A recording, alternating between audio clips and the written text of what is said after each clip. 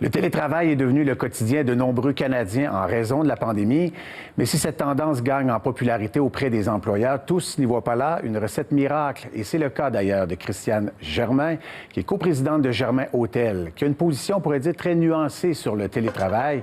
Elle est avec nous pour en discuter. Bonjour, Madame Germain. Bonjour, M. Bourque. Alors, évidemment, il y a eu la nécessité du télétravail durant la pandémie, mais lorsque la situation va revenir à la normale, vous n'êtes pas convaincu que c'est la meilleure solution là, pour les entreprises?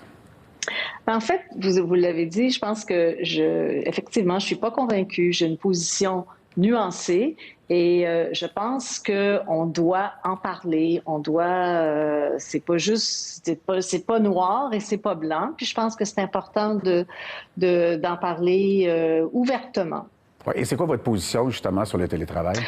Bien, écoutez, dans l'hôtellerie, vous comprendrez qu'il y a des postes, il n'est même pas question de télétravail. Voilà. Les postes qui sont en ligne directe avec la clientèle, bien ça, je pense que on n'aborde pas la question, mais il y a toujours ce qu'on appelle le back of the house, où il y a des postes qui sont dans les bureaux. Et puis, je vous dirais que j'élargis un petit peu mon champ d'activité parce que c'est quelque chose que j'ai eu l'occasion de parler avec d'autres et je pense qu'il y a des postes dans les entreprises qui se prêtent bien au télétravail, mais même si ça se prête bien, il y a des conséquences importantes au télétravail. Quel genre de conséquences, selon vous, hein? Peut-être il y a le manque de... Parce qu'on sait, l'humain, c'est un être sociable. Il y a une nécessité à côtoyer les gens également, peut-être.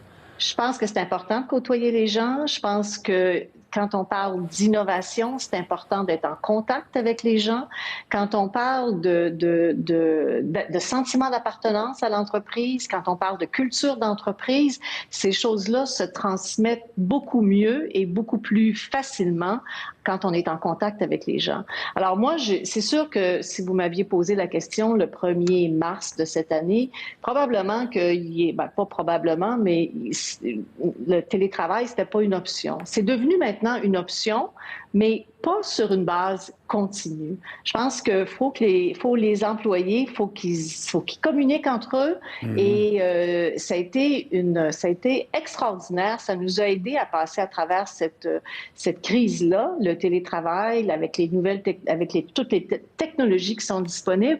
Mais je pense faut faire attention à prendre des décisions importantes par rapport au télétravail suite à l'expérience qu'on a vécue. Est-ce que vous pensez que le télétravail peut même nuire au développement? Parce que vous n'avez parlé donc de la culture d'entreprise. Alors, l'éloignement, ça provoque en quelque sorte le détachement? Ça provoque le détachement. Puis vous parlez de développement des affaires. C'est difficile de faire du développement des affaires avec des plateformes, peu importe laquelle. À un moment donné, il faut rencontrer les gens. Faut passer du temps, faut établir le contact et je pense qu'il y aura un équilibre à créer dans le futur entre le télétravail et le travail au bureau. Est-ce que vous avez beaucoup d'employés actuellement qui sont en télétravail? Bah, on en a beaucoup actuellement parce que, comme je vous dis, je ne veux pas aller à l'encontre des règles qui nous sont demandées par la santé publique. Alors, on suit les règles. Tout le monde n'est pas de retour au bureau.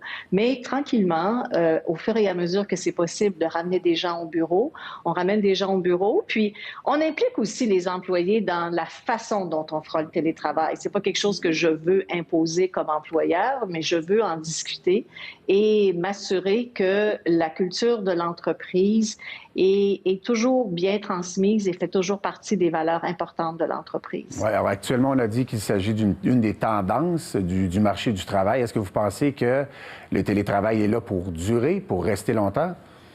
Je pense que oui, mais quand je parle de télétravail, pardonnez-moi, je parle de créer un équilibre entre ce qui se faisait avant et ce qui s'est fait pendant la pandémie.